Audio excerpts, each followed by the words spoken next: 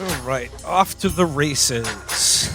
Hello, everybody. It's Thursday, January 30th, and Chapo is back at it again. On today's episode, Amber, Felix, and myself will be seeing if we can discern any ideology or any strains of ideology in two January film releases that may help paint a better picture of the current political and cultural moment.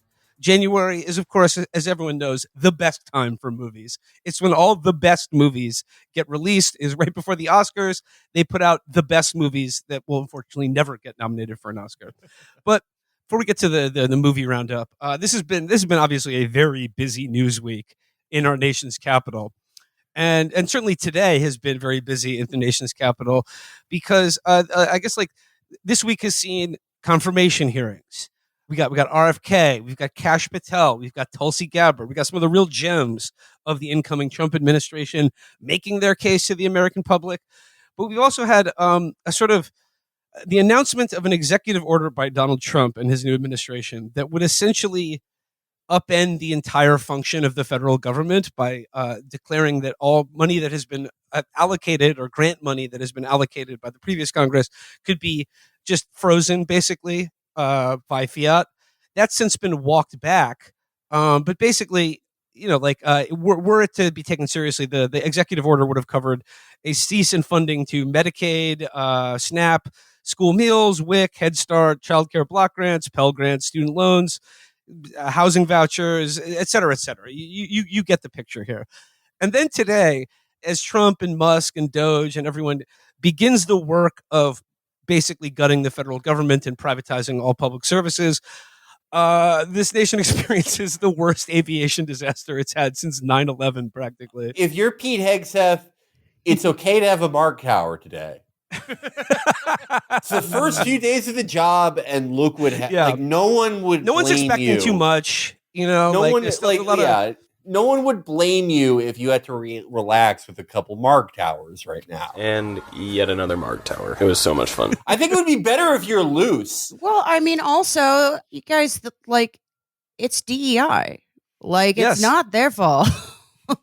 Yeah. Look, you should see the guy he has to work with. He's getting peanut butter and jam all over the fucking controls. Yeah, I actually heard that the guy who was supposed to be doing helicopters that day, he was an otherkin.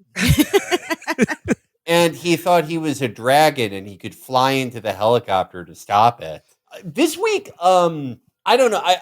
We talked a lot about, before the inauguration, how there is a difference in character and tone and tenor, not with Trump or his people, but with the rest of the world against it this time versus last time. And that's because the resistance, which we have pointed out was sort of like a historical aberration that only existed because of a very specific time and place in media at the time. It's not there. And I was very curious to see how all of this would go without that. And there was a lot of fear casting for people who were afraid that Trump would achieve this type of Reagan status where he guts everything but is lionized, because he already did make kind of an incredible comeback, and he has had positive numbers, better numbers than he's ever had in his career. But anyone who is afraid of that, I think this week has kind of dispelled that, because it is the most familiar Trump one pattern that I've ever seen. You do something incredibly unpopular, then you send your bewildered shithead press secretary out there to go, actually, we're not doing that, but we are. And if you don't think we're doing that, you're wrong. But how dare you think we're doing that?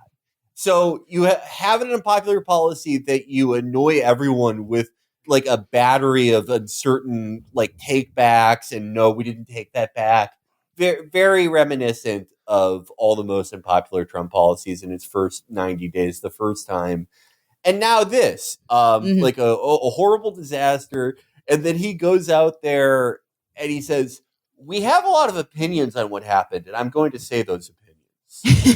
Okay. The federal government is a land of contrasts. Okay. So the first time, I think he was trying to do big dynamic things with like the Muslim ban, and then it proved to be incredibly unpopular. And he really wants to be popular, like really badly. And so it got like struck down, walked back. I mean, it fell apart. And then my theory is that he used constant turnover as an excuse to be like a lame duck, like he could just kick the can down the road. Yeah. But like this time, I think he brought in a whole bunch of people who, I mean, a few of them are children. He's doing DEI inclusion for his cabinet. And then Gripers have been obsessed with DEI pilots for like years now. Like basically the idea that any like non-white person is flying a plane. This is something that you only know about if you're a griper. So this proves to me that like woke caused the plane crashes. It proved to me that like basically 20-year-olds are running this administration. Yes, and it's not going well. But I think this is another situation where he could have it both ways, where he could get struck down before it like really screws over enough people to create a backlash, just potentially.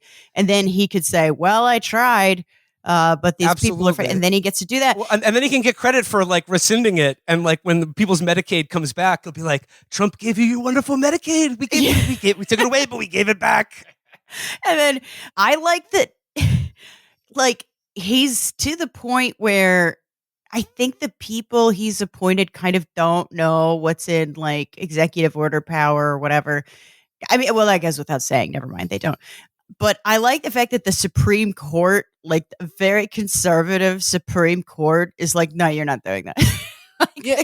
Like, imagine like these old fucking like goblins crawling out of the sewers being like, we can't allow this. Because he is saying like, okay, the last bits of post-war prosperity, that's all gay. I hate it. Light it on fire. Hey, Noah's based the 20s. Yeah. I mean, the 30s, not so much, but. Well, that's because DEI. Yeah. I do agree a little bit with the idea that, like, I don't think I think Trump there is a floor built in with his unpopularity. The floor is like lower than you would like it to be, but I think it's rough. It's about what it was for Bush too. Yeah, it's so small business owners, like people who aren't affected, people who are not currently like on any kind of public assistance. And pensioners that like, God, I don't know why I'm British right now, but there are people old enough to have like an actual people waiting pension. In the queue. Yeah. But people who are old enough from an era where they had an actual pension and who also have Social Security, like just being like, I never needed any help at all. All I did was join the military and collect Social Security. Like people who completely dissociate any kind of like public program with that. Like that's still a lot of people. And it's going to take a while for like, the Ski-Doo salesman, like those people to feel any hurt from it. But they will. Yeah. I think that like the floor is around like Bush 2 numbers, probably a little lower because there are just fewer of those people. Fewer. Well, he doesn't have a 9/11 either, like which really galvanized people, and But the sort of numbers for Bush in like 2008, like high 20s, low 30s. I think like that's his floor. I think he is lucky in the sense that like a lot of the energy that would have otherwise gone to hating him and, the stuff that like generally made him fuck up the most the first time and caused all like the defensive fuck ups and the personnel turnover and recriminations, that seems to be going towards Elon Musk, who has gone from like Obama type numbers for over a fucking decade to what Trump's numbers were in like 2018. Mm-hmm. But I do think that like this another thing we talked about with Trump 1 after like he tried these big sweeping things and they got struck down and he failed to repeal Obamacare and only really passed that one big tax cut, that his biggest problem politically, besides like being broadly hated and galvanizing CIA Democrats, was that the administration around 2019 wasn't about anything. And COVID, in fact, probably helped him more than anything because it gave him something to be about. And I think they're running headlong into that problem now. Yeah. He needs a 9/11. He needs a COVID. Yeah, Felix, even more difficult for him is that their House majority it's one bad Boeing flight away. You know, one thing I want to note about this is you remember back when remember back when Biden was president, and like he had a certain style of like whenever he was called to have to acknowledge some glaring failure of our government and society, he would always like adopt this tone of being like, hey Jack, listen, I want to talk to who's in charge here. We got to sort this. Someone needs to sort this out. But Trump has his own way of responding, and I love this this note from Trump on Truth Social today about the plane crash. Trump writes, "The airplane was on a perfect and routine line of approach to the airport. The helicopter was going straight at the airplane for an extended period of time. It is a clear night. The lights on the plane were blazing. Why didn't the helicopter go up or down or turn? Why didn't the control tower Melon was on? Why didn't the control tower tell the helicopter what to do instead of asking if they saw the plane? This is a bad situation that looks like it could have been prevented. Not good." I love that, but like what I like about the woke plane crash is that like look to small-minded sort of midwit people, this looks like a plane crash, okay? But to seers like myself who have built up a resistance to psyops and can see through the codes of the matrix, this is not a plane crash. We know what it is. It's a humiliation ritual. And in the coming years, as more planes fall out of the sky, bridges collapse, and another disease ravages the country, and basic goods and services completely fall apart, just know that every time that happens, it's a conspiracy. It's a humiliation ritual. It's a conspiracy being directed at the government, not being run by the government. Conspiracies are now things that people try to do to the government to make Trump look bad, as opposed to 2 weeks ago when they were things that the government were doing to you. Mm-hmm. Just on that Trump post, it's so funny to be the president overseeing the worst military civilian air disaster that anybody can remember and talking about it like your hometown QB missed a wide open wide receiver. Yeah. He was wide open. Why didn't he make that throw? It reminds me of the post that Ninja had when that kicker missed the field goal. Yeah, where he's like, if I yeah. was a kicker, I'd never miss a field goal because I'd be practicing how to kick all the time. Well, you know what it was? He was Mark Wahlberging. We'll get to that, Amber. We'll get to that. Little preview. Yeah, I mean, like, it was interesting to see the dual responses from Trump and Vance, because Trump's was, I mean, if the stuff over like the funding freeze gave you some Trump one flashbacks, you would especially get them during the press conference where he says, "Well, we don't know what happened, but we're going to say our opinion now," and also, and also, they fucked up the transportation department so bad, et cetera. It's like the type of thing that like actually did turn off suburbanites the last time before this.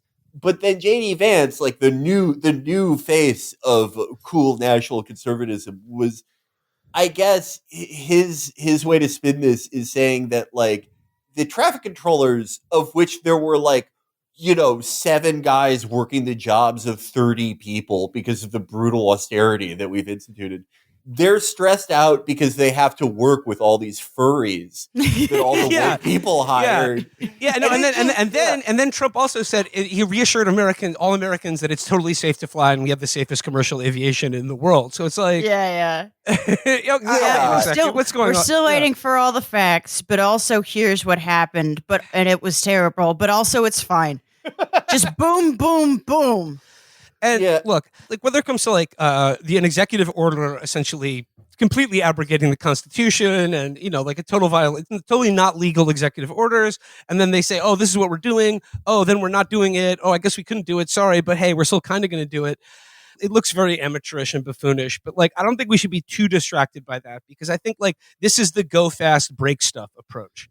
And when Trump was just reelected, the word I used was vandalism, and like then now begins a 40-year process of looting and vandalizing the public sector as much as possible to eviscerate the provision of any good or services. See, but that's where first of all, the death by 1,000 cuts was already working, and it had a lot of Democrat support. I mean, look at the fucking post office, and you know what? It was smart. They were boiling a frog, and you can't now. You're doing smash and grab. Yeah. And you get the Skeksis from the fucking Supreme Court, like being like, "You're too full of beans," and it's a bad acceleration. It's just you could just slowly screw people over and just continue the legacy of slowly screwing people over.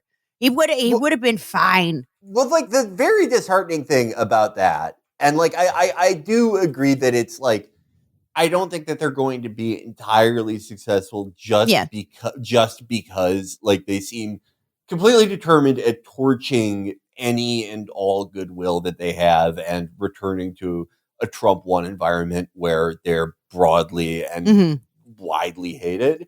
But I do think that one of the big problems is that the Democrats have annihilated any capability or credibility for their party to oppose austerity, to the point that it was right in front of them, the most dramatic and unpopular austerity regime potentially in almost 100 fucking years since Hoover was dropped in their lap.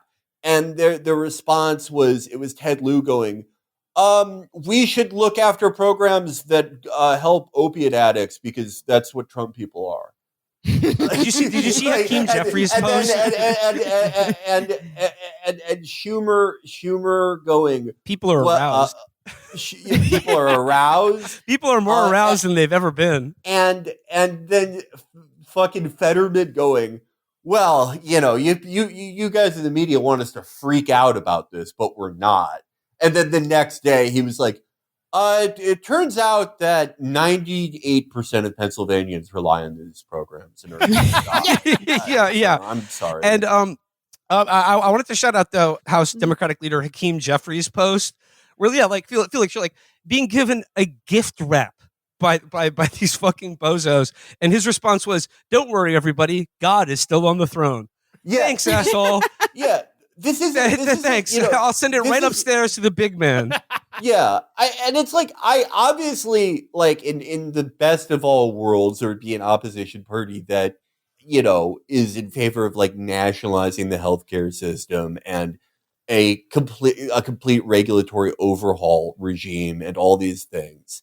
Mm-hmm. But even not in that way, even with the shitty opposition party we have, this is the only one in the world, besides maybe UK Labour now or under the Miliband's, that could blow an austerity gift like this so badly.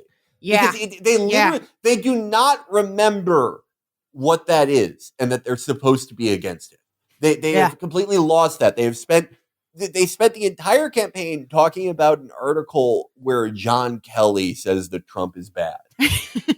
They've forgotten all of it. They are trying. They internalized everything for the last 8 years, and the conclusion they landed on with this, like, the group stuff is, okay, so we were wrong to use identity politics as a cudgel against Bernie. So we have to do like vulgar class reductionism, but without any economics. So you land on this thing where you're like, I'm normal and I'm having a beer and programs are gay. I don't care about austerity. Go Israel. Hey, everybody. Have you noticed that things are extra retarded nowadays? I said it. Yeah. Isn't it cool how I just started saying this in 2024 now that people won't yell at me? And it's by the way, it's so funny that whether they're like, sorry to bring him up again, but Matty Iglesias was like, it's time to throw Biden under the bus. You think? Do you think so, Doctor? Oh, yeah. He's no longer president. Thanks, Matt. That's really brave. Now maybe he won't run in 2028, you fucking fat shithead. The rise of the dirtbag wonks. Exactly. Yeah. And what's so funny about this, someone replied to me about this, about Maddie. It's just like, you remember like when the teacher would leave the classroom and then someone would get their muster up and just being like, hey, I think teacher's a jerk.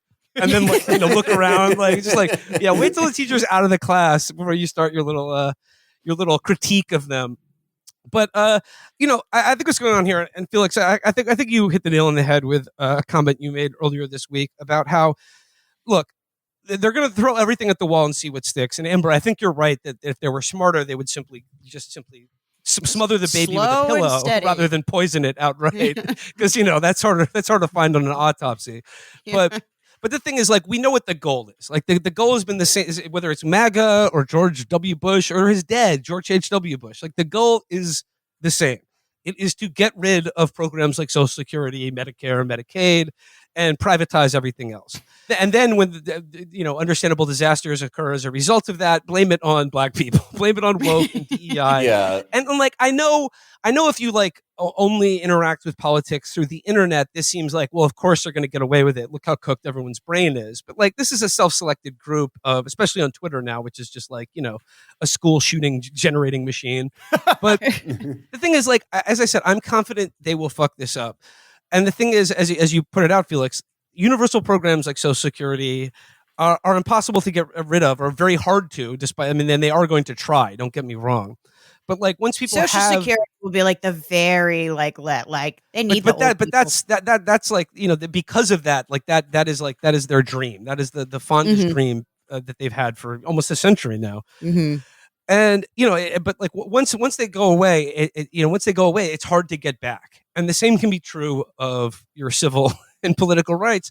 And I want to bring that up in the context of like the other executive order that Trump made, which is basically says that they will deport foreigners on student visas who are at American universities if it can be proven that they took part in any kind of pro-Palestine demonstration. And obviously, I think that's evil and terrifying. But yeah.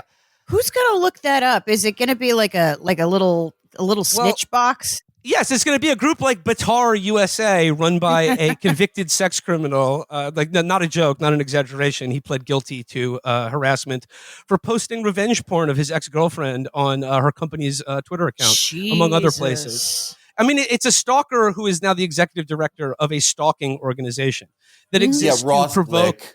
Yeah, Ross Glick is his name. Brace Belden had a run-in with him a while back in May Day of last year on Washington Square Park. That guy? Oh yeah, it's that guy, the sausage-fingered like melanoma patient. He's the worst. The one who Glick. kept asking. What was the deal? Kept asking to see Brace's dick, or Brace kept threatening to show him. I forget what it is. It's a funny interaction. Is he a little angry, little imp? My penis is none of your business. I have an inch-long penis. So why are you here for? You pro-Hamas, or you just in the park? Just accidentally marching with these idiots? I love these guys. Oh my God. I'm looking at this person. Yeah, it's hideous. He legit. Wow. Sometimes it's the guy you most expect. Yeah.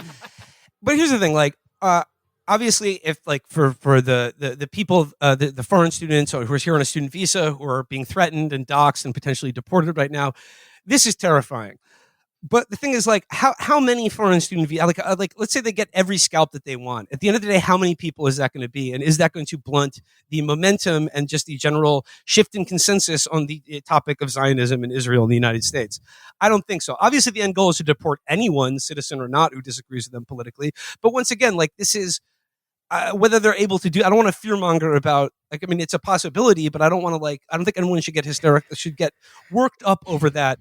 At the moment, at least. Well, also, you forget that a lot of this is finally kind of sneaking in really elite universities, and they're going to push back against it too. Like, they're not going to have the graduating Harvard class of 2027, like, even with all the Zionism there. 6 kids.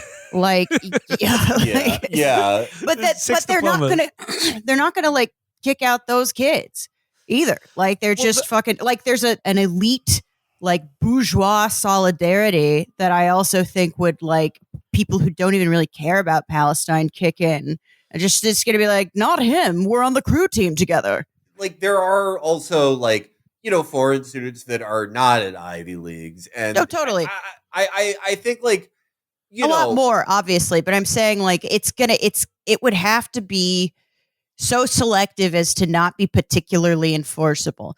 And like, we can't predict the future, but like, one of the problems with like fascism is that you have to be kind of organized and have a good bureaucracy. Yeah, you need federal employees to be a good fascist state. I think we've seen, like, time and time again, though, that with specifically ICE's enforcement style, they don't go, oh, there's too many false positives, so we can't do it. They land on, well, like, let's just try to deport these Puerto Ricans Or Navajo. We like Let's give it a the shot. Supreme Court tells us we can't. Like, there are going, like, they take like a dragnet approach. Yeah, I think they could try it, but I just don't think it's one like the upper elites are that interested in it, except for the goblins, and it's pretty niche. And I also think it might just sort of be the sort of thing that they lose interest in. Like, I mean, I hope. We've seen people like get fired from their jobs at like state-run hospitals for just tweeting "ceasefire now."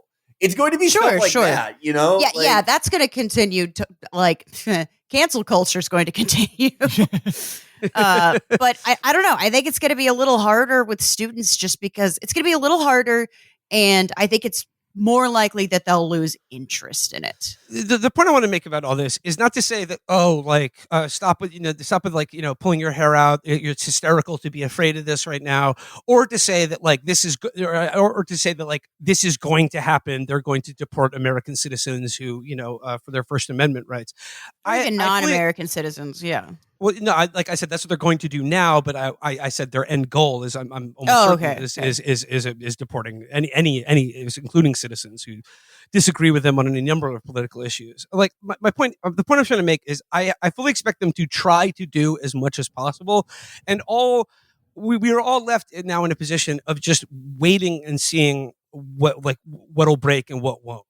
And like to that extent, like I don't have a good sense of just how.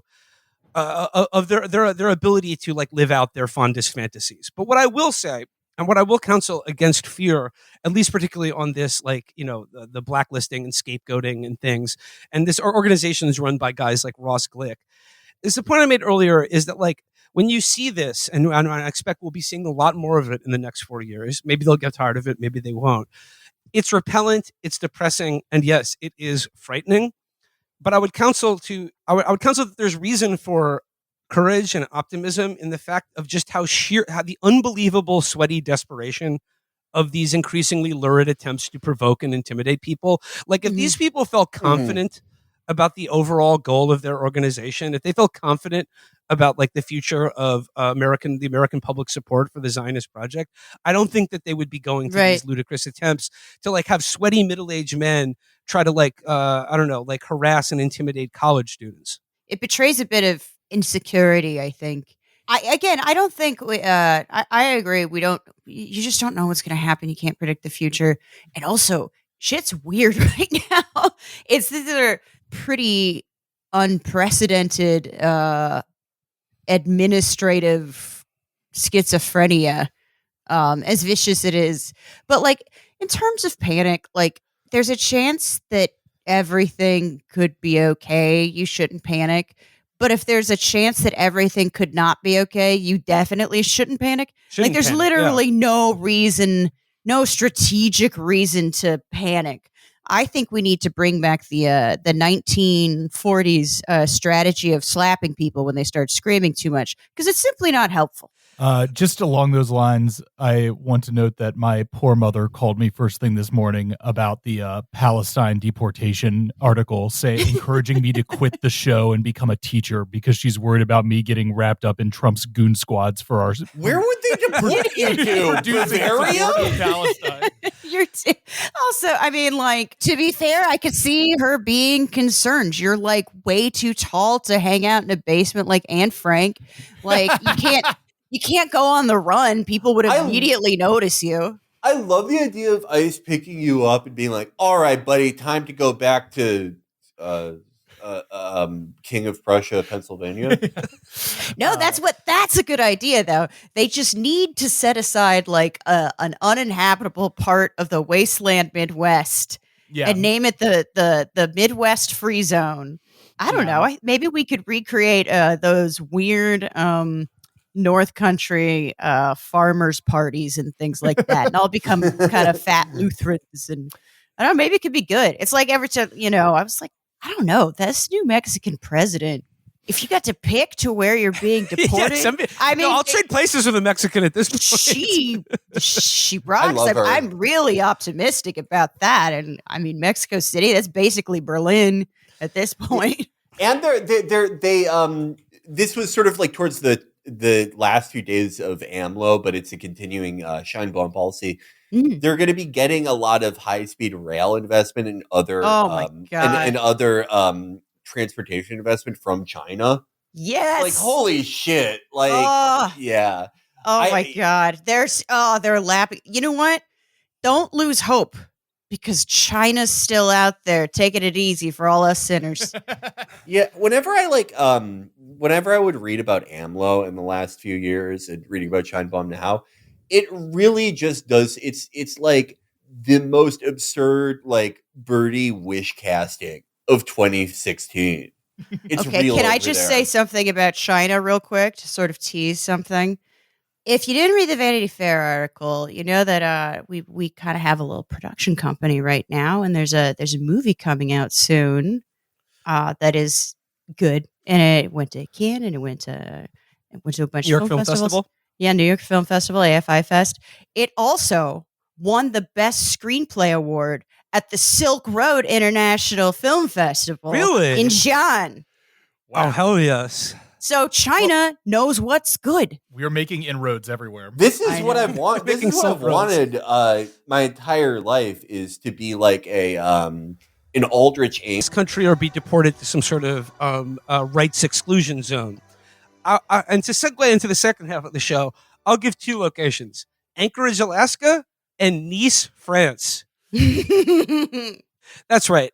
To sort of to segue out of politics directly, but I would like to address now a couple movies that we recently watched that I think are worth discussing. And I'm gonna go with the shorter one first, that I think we have less to talk about, and that is the new Mel Gibson joint, Flight Risk, starring Topher Grace, Mark Wahlberg, and who's the woman in the movie? Downton Abbey. Blowing it. Yeah, her name is Downton Abbey. She was in Downton Abbey, and that I was shocked when I read that. What did she do? I always, whenever she was the hot one. Whenever I look up like Zachary Levi's career, I'm like, oh, he like ran over David Geffen's clone. He ran over one of his clones, one of his Agent 47s. But with her, because she's in an anti-woke movie, she must have like I don't know, run over one of those white frat boys that was waving the Israeli flag last year or something. I think Mel probably just thought she was hot. I also look, you guys know my feelings on this, but I just don't want any more. I want a moratorium on British actors in American movies. I don't care how good their American accent is. There are no British actors in the movie we produced or helped produce. Nothing, but we're going to have a year where every single role in every movie is going to be played by a foundational Black American. And by the way, the movie we produced is Mel Gibson's Flight Plan. No, I want to talk about this because obviously, like, Mel, has had, a storied but at times controversial past. He's silly Billy. And, he's recently been announced that Trump has appointed him essentially an ambassador to Hollywood. A special envoy along with John Voight and James Woods to, just fix the problems of Hollywood and bring movies back. So I thought in that regard, look, when I saw the trailer for this movie, I knew I was going to see it. And because there is, the thinnest thread connecting it to essentially a politics program, I'm going to take that opportunity to talk about it. Because, look, even in a movie like this, which is essentially like a script that had been banging around someone's closet for years, sort of a tight concept, sort of a locked room thriller, one location, low budget, R-rated thriller, the kind of stuff that I usually like, but like is in most respects a replacement level thriller. It's fine. However, because Mel directed it, I do have to apply a kind of auteur lens to this because I do regard Mel as an auteurist director. I think there is a thread that connects all his movies. And what do I discern in this movie that's of note? Because like I said, the thing that's that's I think worth talking about with this movie is that Chris, you found out like people said like this script was written years ago It was on the 2020 Blacklist, which is an organization that basically picks the best unproduced original scripts that are floating around Hollywood. And this was on the 2020 Blacklist. Yes. Okay, so like if you don't know it, it's about a U.S. Marshal who is transporting a cooperating witness in a small plane from a very rural part of Alaska to Anchorage, and the pilot to the plane turns out to be a hitman for the mob, who is he's a bit of a psychopath, and it's basically they're on this plane and they have to deal with the fact that they can't fly the plane, and the person flying the plane is attempting to kill both of them, right?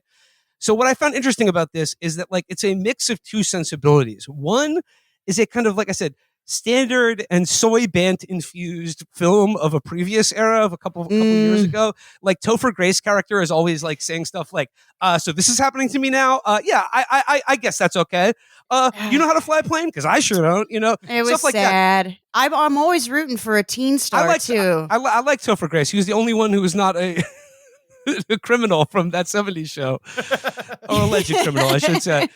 He's the only one who's not a Scientologist. No, he got convicted hard. Topher Grace didn't. Danny Masterson got Danny Masterson. I didn't want to charge the other alleged criminals who merely sent letters to the judge talking about how great their friend Danny is. That's what I was implying here, and you know. So it's the fusion of, you know, what would be like a replacement level thriller with like pretty standard soy bants of like, you know, post-Trump standard movie fare. But then Mel is sort of like, I'll take this script and I'll direct it. And it seems out of place with his body of work because, like, you know, in films like Passion of the Christ or Apocalypto or Braveheart, they're like these great, or even Hacksaw Ridge, they're these like grand sweeping visions of like violence and redemption through suffering. So what makes this an auteurist Mel Gibson movie? Well, like I said, it's the fusion of standard soy bants with an absolute obsession with sadomasochism and anal rape. So that's what I would thought were fantastic punch-ups. Best part of the movie was giving him free reign to be an absolute psycho. We don't know if it was Mel, you know, pushing that or Wahlberg, but brilliant performance from Wahlberg. Absolute proof that you could be a complete moron and still a genius actor.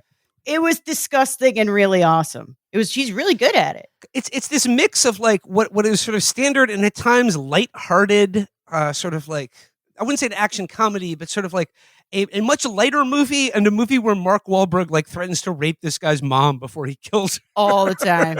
You know, this is part of my defense of Topher Grace.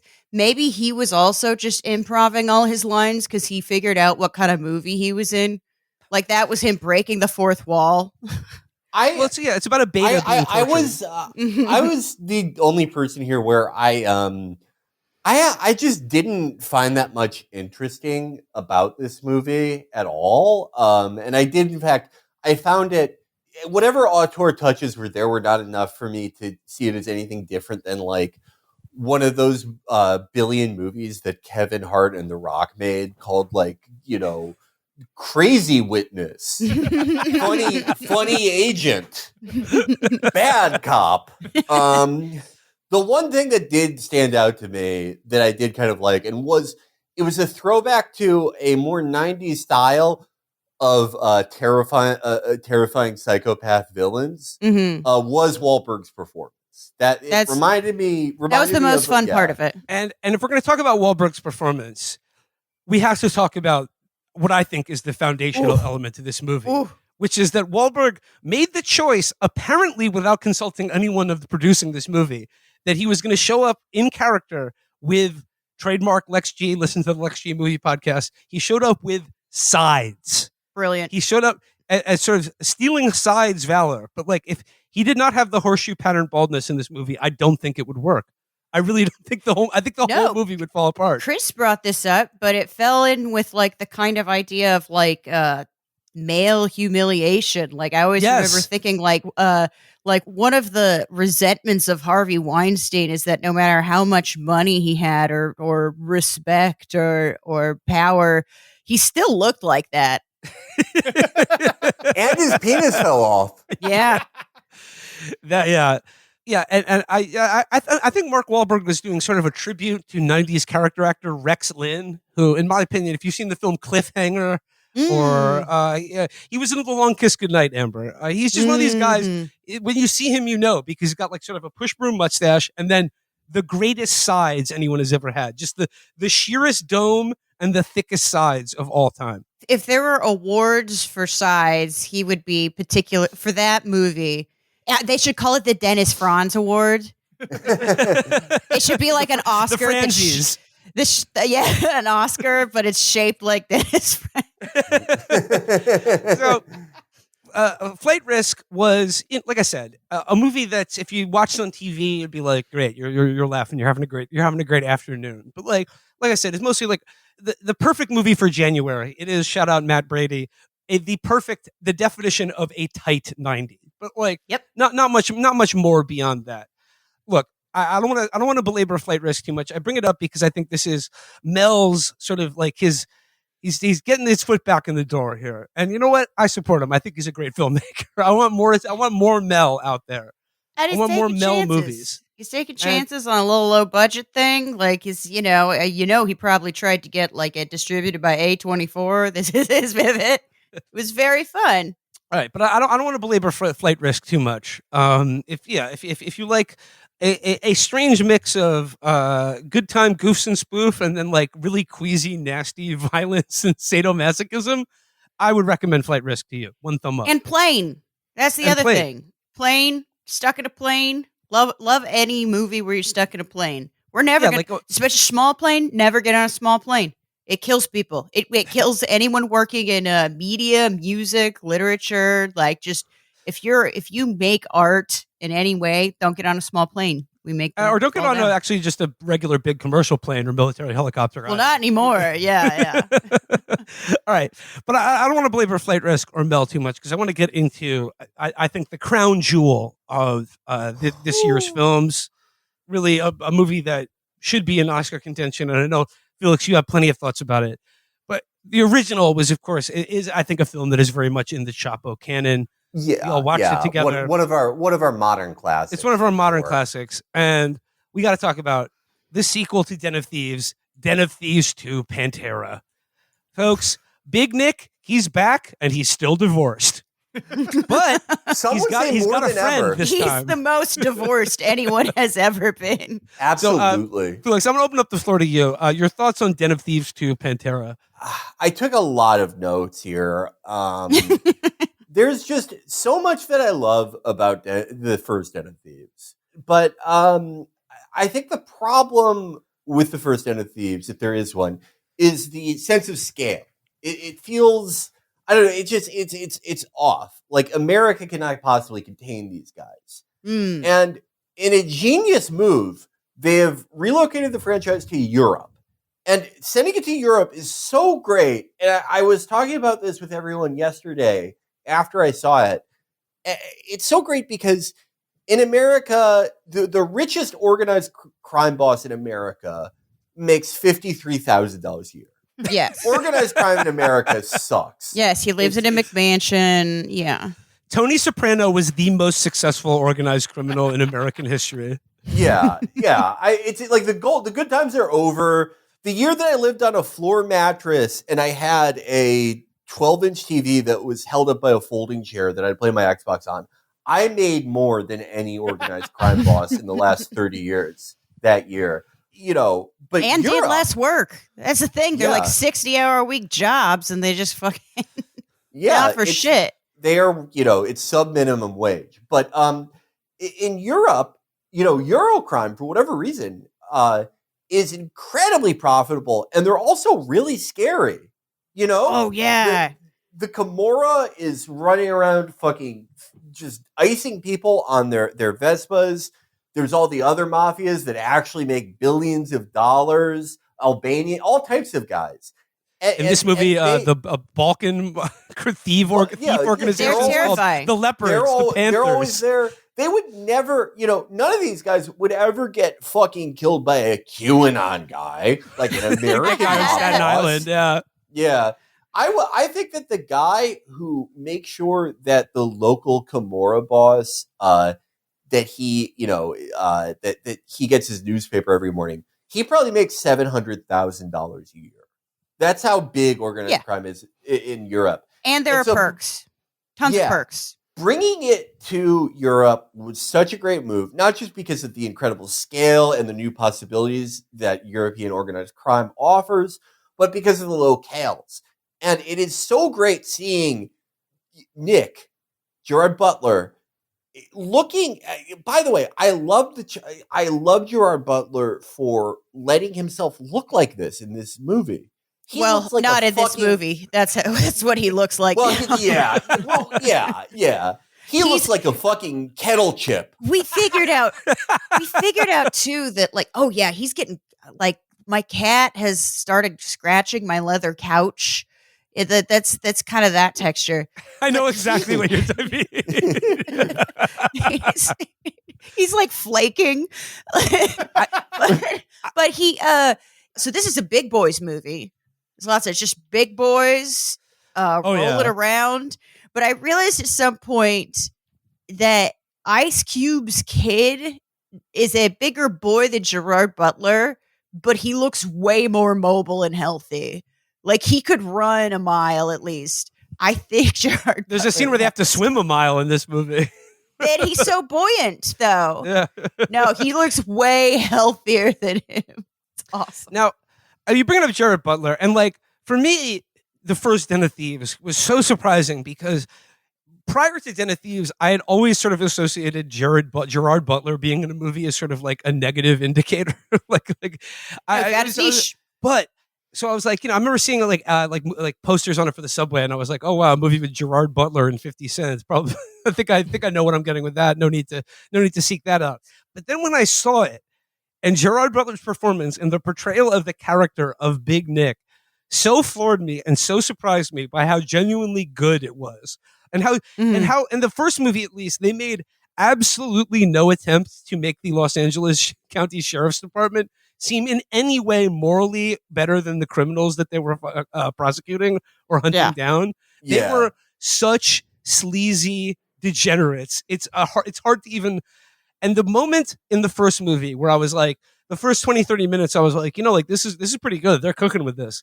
To the moment where I was actually levitating was the scene where Gerard Butler pulls up to his family's house after a night of snorting coke, drinking, and fucking prostitutes, and is like psyching himself up to like look his wife in the eyes, pouring sweat, just like sweating Jack Daniels and cocaine. And he's listening to that song, What It's Like by Everlast. That was the moment when I was like, this movie has captured something. This movie has captured something real. And it's showing me something I haven't seen before. It's a moment we all know is true, but then you see it and you're like, yes, that guy is a real person. And the moment in this movie, Den of Thieves 2 Pantera, in which I knew I was in good hands, was when Big Nick's character is introduced in the bathroom of the Los Angeles Family Court Division. Oh, God, it's so good. Wiping his hands with his divorce settlement and then destroying a hand dryer out of frustration. It's the Dracula Flow video where he's just talking about being in a lengthy custody battle. And he's like, I should not have like any relationship with my daughter. Attempting to prove to the judge that I'm a responsible father. But we all know I'm fucking not. I got the kid's ears pierced at 2 years old, and she already knows what Red Bull tastes like. I'm fucked. Judge, if you're seeing this, please let me have Mackenzie back. I even wore my nice 8-ball jean jacket to the last court hearing. I'm ready to change. Let's find a clip of that. The Dracula Flow thing that I thought of in this movie is when he says, I have no morals or belief system. I have no spirituality or anything that gives my life meaning or structure. They ask me to shoot, I do it. I have no character. I have no morals or character. They tell me shoot, I do it. I have no belief systems or anything that gives my life order or meaning. They tell me shoot, and I do it. I have no character. If you haven't watched all those videos, by the way, listeners, it's some of the greatest genius theater monologuing of our time. Another moment in which I knew that the sequel was going to be was going to fulfill the promise of the original is that they bring back one of my favorite characters from the movie, the gay FBI agent, who's like, I'm a vegan. He was like, and like as the foil to Big Nick. And there's a scene where like they go to the FBI office to like ask about reopening the case of the robbery, the heist of the Federal Reserve that takes place in the first movie that O'Shea Jackson Jr. masterminded the heist and then the double cross of 50 Cent and Pablo Schreiber. But like the FBI says, like, we're not reopening this case. There's no way you're doing it. But while they're waiting for like the local field office head to come in and give them the rundown, there's like soft drinks laid out on the table. The gay FBI agent reaches for a LaCroix, opens it and goes, no calories. Then Big Nick just reaches across for the full sugar Pepsi and just opens it and grunts at him. It's grosser that it's Pepsi too. Yes. Like, it's Yes. so gross.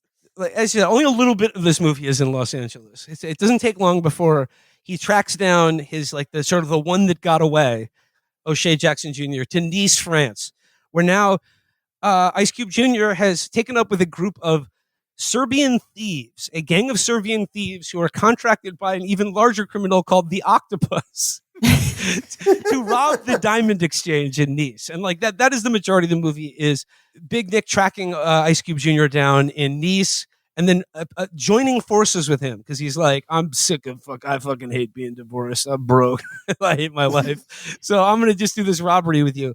And Felix, another point you make when we were talking about this the other night is that this movie is essentially a far more positive vision of the life and character of Big Nick.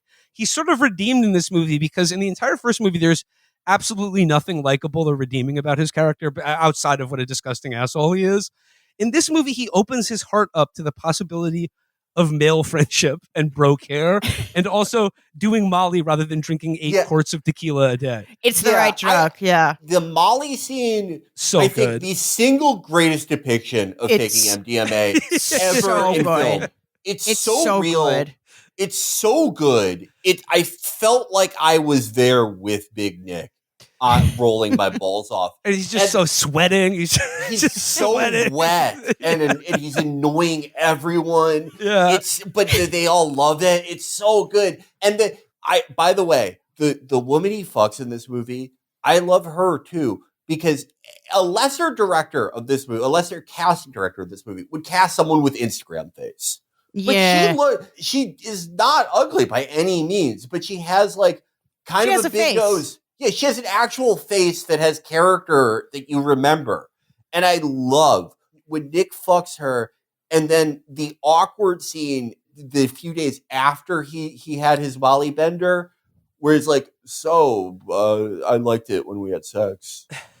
I've never related to an action hero more. Like when his awkward post Molly come down flirting, where he's like, "It was fun having sex. Would you like to do that again?" It's so good. Another favorite aspect of this movie is the way Big Nick, who is the most obvious cop on the planet, ingratiates himself into a gang of master thieves. And I think at one point they're like, "Isn't this guy a cop?" And they're like, "Yeah, probably." And then, of course, he stitches them all up at the end of it. Spoiler alert. Sorry, I should have said that before.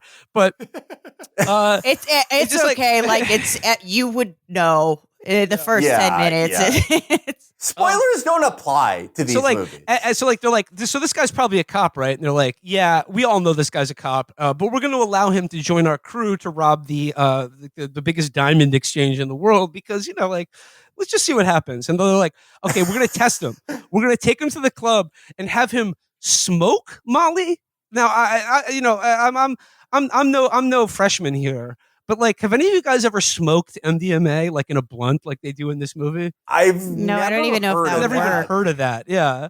So whatever. Okay, I'm not going to nitpick here. I'm not going to be a movie pedant here. I was fascinated by the aspect of like they're at this like incredibly lush, surreal nightclub and outdoor nightclub in Nice, France, which by the way looks gorgeous. I've got to visit the Mediterranean coast of France sometime. It looks amazing.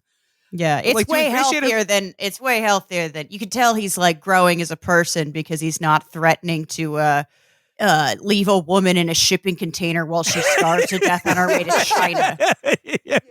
That's the one time I'm like, Okay, I'm gonna have to forget this part. Yeah, that is what's so great about putting Big Nick in Europe and having him do Molly. By doing Molly and eating the better European food and breathing the better European air and giving his liver a break at least 3 nights a year when he does take Molly again, he's going to live to at least 52. Yeah, absolutely. But, so the scene where they sort of like roll, they sex him into the gang. They're like, I know what we're gonna do to this cop. And like you think, oh, they're gonna handcuff him to a chair and pull his teeth out and cut his dick off and stick it down his throat until he chokes to death. No, they're like, let's take him to a really fun nightclub and give him Molly and like have a good time. Yeah, it doesn't count. It doesn't count on Molly. It's it's like it's prison gay. So then Big Nick, Mr. America, as he attempts to like befriend these Serbian thieves, like tries to like talk to one of these guys, and he says his mother was killed during the Balkans War in the 90s, and Big Nick goes, "Fuck NATO, NATO, fuck NATO." We had the whole theater going, "Fuck NATO, fuck NATO," so and he was awesome. just rolling the face of the club, pouring sweat, and going, "Yeah, bro, fuck NATO. Greater Serbia is lying. Serbian artillery is guided by God, motherfuckers." So awesome. Nate pointed this out. Amber, you brought this up. This is the first time a movie that is played in AMC theaters has had the line "fuck NATO." Yeah, and having the protagonist say it too. Yeah, what a movie! Yeah, I mean, there's a real moral there. I like we don't have enough time to like go through the plot. This isn't a full movie episode. We just wanted to express our fondness for this movie, but like there's just a few other things I want to mention about this film. Number one, we learn in this movie it is now canon that Big Nick was involved in the Chris Dorner manhunt. And this is actually a pivotal plot. This is a pivotal plot point in the movie because they're like the FBI guy's like he's going to go to France, so sort of arrest O'Shea Jackson Jr. And they're like, well, you have no jurisdiction there. And then he busts out his U.S. Marshal's deputy badge, and he said, I was deputized during the Chris Dorner manhunt.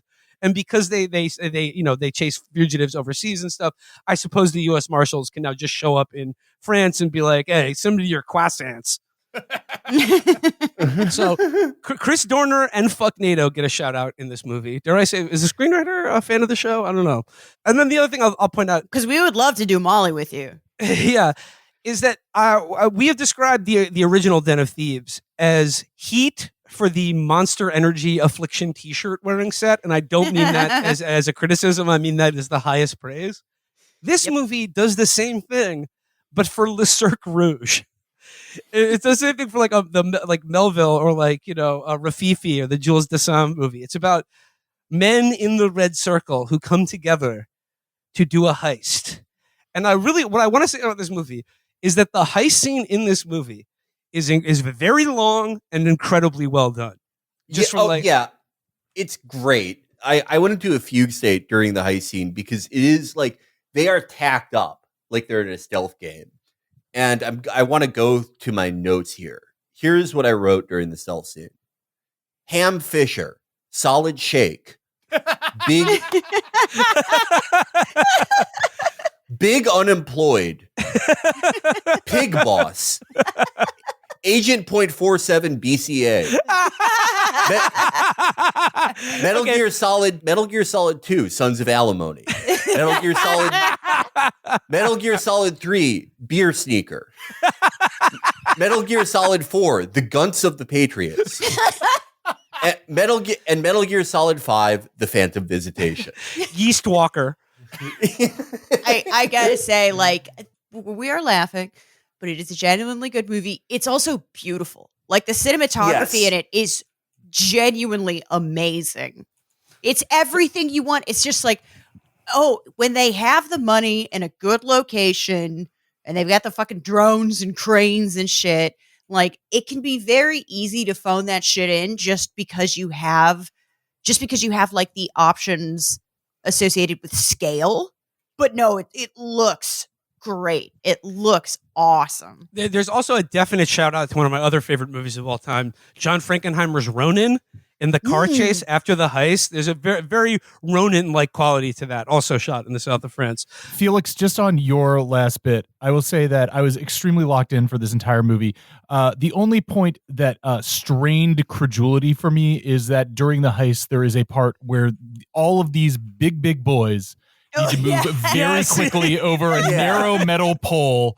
And obviously they've got all masks on, they've got masks on. I'm like, this is not representing what I've seen from these characters previously in this movie. Yeah, it's like the scene is fucking great. It's great. It had one of my favorite things in action movies, which is silenced pistol gunplay. Mm-hmm. But the idea that these guys like have the athleticism, coordination, or endurance to do any of this it's really stretching it. It's like, and when they're in the elevator shaft and they have to pull themselves up the rope, I'm just imagining Big Nick getting about a yard and then just being like, just give me a second here, guys. Give me a second. And like the woman who's doing Overwatch is like 40 seconds. And he's like, I'm gonna need at least a couple more minutes here. Can you just stall him? Yeah, there would be a lot of tactical breathers in real life. And the fat guys are the healthiest person in the crew. Like, I just believe they could get more. Their only problem is they couldn't squeeze into small spaces. It is a big boy movie and I don't know, what would you call it? Pickled boy movie? Iggy Soda Pop. It's that big pickle you get in the plastic bag at rural gas stations. Yes. That is the analogy for Gerard Butler is the most fermented action star of our time. Yeah, it's great. I bet he smells like sauerkraut. Honestly, I went from being someone who was like mildly amused by Gerard Butler in movies like Olympus Has Fallen to being like a semi-hater, but I was so wrong. Now I'm a bona fide Gerard Butler fan. I want to reevaluate his whole canon. I want to see him in more movies. I'm rooting for him. Any success he has is I glory in it. He found his niche. He found his home. Like, this is exactly what he should be doing. Well into the point where he does the Seagal things where he can't even stand up anymore. And I really hope we get a Den of Thieves 3. It's wide. The door is wide open at the end of this movie. Yeah. I mean, like, again, spoilers, but if you watch 10 minutes of the movie, you knew this was coming. Obviously, Gerard Butler, he dimes him out. He was working undercover, but he visits Donnie, O'Shea Jackson Jr. in prison. And he's like, heavily implies that he's going to help bust him out. He does. And then he gets Donnie basically he gets him onboarded. A job interview with like the Camorra or like the Sicilian Cosa Nostra that actually make tons of money. And he's going to work for the Octopus. He's going to make $3 billion doing Eurocrime. It's a complete happy ending. We see Nick driving away wistfully, thinking about all the good times they had together. But that is not the last we're seeing of those two together. There's no way. No. It's too much of a joyous ode to friendship movie. Oh, the scene when they're all like, busting each other's balls about the music choice. Yeah. It's so touching. Yeah. Oh, awful Balkan techno.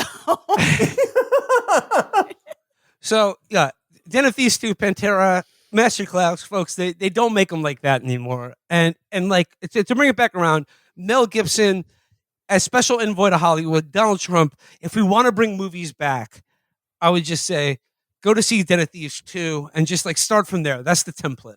That's what we need to get back to. That's what we need to return to the tradition of movies like Den of Thieves. Yeah, it speaks very much to our time too, and to like the disaffection. Yeah, America's over. Move to France. Yeah, no, this is Ocean's 11 for people who have seen Stained in concert. It's just keep making them. I will never get sick of these. Yeah, I would love for Donald Trump to see this movie. I think if you remember the Theo Vaughn interview, it may actually push him to try Molly. He's like that easily influenced. Yeah, why not? Well, everyone should at least once. Yeah, no. Oh my God! Could you imagine how wet he would be? No, I think everyone should try it. I think it's worth a shot. It may not. If you're a really bad person, it's probably not going to help. But like, it won't make you worse. Yeah, find some good company. You also don't need to go clubbing. You can. Yeah, I remember no. one time just sitting at home with a friend and listening to Nina Simone and with some colored lights. That's good too. Yeah, I mean, if there was like a Molly gas bomb, I would be throwing it at people all day, just to see if it made them, JD Vance would be like, I don't need to wear eyeliner. I look awesome. Maybe he'd wear more eyeliner. Yeah, or that. That's Maybe he's not looking like Robert Smith with The Cure. Yeah, That's could the also, issue. He needs to shit or get off the pot. Either way. Yeah, no, let's develop the Molly bomb. Everyone see Den of Thieves 2, and let's all work for organized crime. Right. Well, Let's start doing that. Another detail I want to mention about the end of this movie that I adored is that like it's a plot of the movie is like it opens with a diamond heist at an airport where the Panther crew rips off like a diamond shipment from South Africa, and in that diamond shipment is like a pink diamond the size of a golf ball. That like the leader of the Sicilian mafia, who's like this old man who lives in a farmhouse but is probably controls billions of dollars, hasn't had thousands of people killed. The funniest part of this movie, this guy's like 89 years old, and they're like, Il Duce, he's bet his whole retirement on this giant pink diamond. And I'm like, his retirement? What the fuck? He's living in a farmhouse and he's 89 years old. He's living in a farmhouse in Sardinia with like goats and shit. I think he's pretty well. What more money does he need? That's his childhood home that he bought from the landlord after, and then killed him. Like he has that thing is going to his like diamond room in his, because you can't fence something like that. He made his fortune stealing the village in Sicily where Hess's family's from. No, Hessa told me in our episode about the leopard that when she talks to her relatives in Sicily, they'll say things like, the village was stolen by bandits again. They're still doing that. Yeah. But so at the end of it was like, so O'Shea Jackson Jr. steals this diamond from the Sicilian mob without knowing that he stole it from them. So they're like, you think, oh, well, he's fucked. They're going to kill him for real. But the end of the movie is that they break him out of prison, fly him in a helicopter to Sardinia to the mafia farmhouse, sit him down, and he's like, well, I guess that's that. I hope they don't torture me to death. I hope I just bullet in the back of the head. And they're like, my boy, calm down. You work for us now. They're like, sure, we'll kill you if you steal from us, but not if you're really good at stealing from us. That's just like, we recognize game, recognized game. Hop on board. Let's do some Euro crime. Yep. Yeah, the European Italian mob has like a great, like it's almost like a Montessori school of crime. Like all you gotta do, you have a lot of stations you can work at. All you gotta do is get to one station eventually. It's relatively self-directed, and put up the blocks when you're done. That's it. Yeah, it's the crime version of that where it's like, okay, if you were able to steal from us, clearly you have some capability. So steal something of greater value, and you can be criminals with us. But it's still crime, so they're going to kill you if you can't do that. But it's way more of an open system than shitty American crime where no one's making any money or doing any heists. Yeah, it rewards innovation. Once again, we need to bring crime back to America. let's make crime great again. Let's make organized crime what it once was in the halcyon days of this country. That's been a big thing for me, that it's depressing, how there are like 10 guys in the mafia now. Yeah. And, it's sad. It's sad out there. You need to find a middle ground between that and like the Yakuza, which are too much. No, Yakuza membership's declining. I like disagree with you there, Amber. Too much. A little bit too much for me. I think they're just right. I like them. I think they're cool. No, they're very cool. Well, they're nice too. They're very cool, but really focuses on not the fun. They're not doing fun diamond heists. Well, but they look good doing what they're doing. I guess not, but they are doing some cool stuff, I think. I like their motorcycle thing. That's cool. Oh yeah, that's like that. That's their like farm team system. Yeah. If you're really good at being like a motorcycle hooligan, they're like, all right, we'll teach you how to wear a suit and overcharge people at brothels. Amber, you mentioned China. China. All these other countries, they still invest in their own population. They invest and believe in the talent and capability of normal people or criminals. Average citizens or just criminal sociopaths. But the point is, they nurture talent and they invest in a future for people, whereas this country, it's just like the market just is in control of everything. So I guess we're not going to have anything good anymore. It'll just be streaming to just apps and AI shit. Well, till Den of Three, Tokyo That's what they're going to call it. You already found the no, Freudian slip. Den of Thieves. I did look it up and it's already in development. So, Yay! Yes. That's a hip hip See, hooray. America, it's not all bad. See, there's no quote in this reason to be article afraid is about the future. O'Shea Jackson Jr. saying, I want to do these forever. I want to work with Butler until he's 90. Yes. Oh my! I love. He's I great. love O'Shea. Talk about a deserved nepo baby. I don't mind it. I don't mind it when they're good at what they do. Yeah, him and Wyatt Russell. I love him. Wyatt Russell. I love him. He's so good in these movies. I love the monologue where he talks about how he started stealing from people was really well that done. scene was that like felt so true to life. That was so good. Like in a lesser movie, that would have been like a very ham-fisted groaning, like, "Oh, this is serious now. We have to care about this criminal."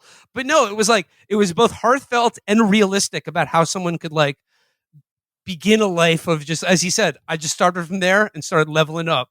Yeah, it's such a human portrayal, and like as a person, I love him. Whenever like his dad, Ice Cube, fights with people on Twitter, O'Shea Jr. is always like, "Yeah, get him, Dad," in the replies, and I love that. He's not trying to hide, who his dad. That's I'm not against nepotism when, as Amber says, they're great at what they do, and they're not hiding it. They're very proudly being like, "Go, Dad."